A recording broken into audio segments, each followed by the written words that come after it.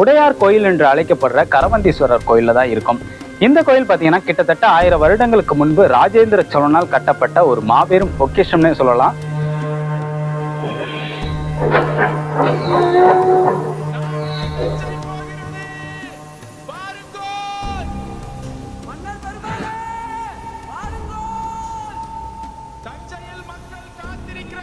ஸ்வஸ்தி ஸ்ரீ மகித்திக்கு மேல் எம்மண்டலமும் கொண்டருளிய ஸ்ரீ குலசேகர தேவருக்கு யாண்டு 38வது, அதாவது குலசேகர தேவருடைய 38வது ஆட்சி ஆண்டு கல்வெட்டு தான் இந்த கல்வெட்டு.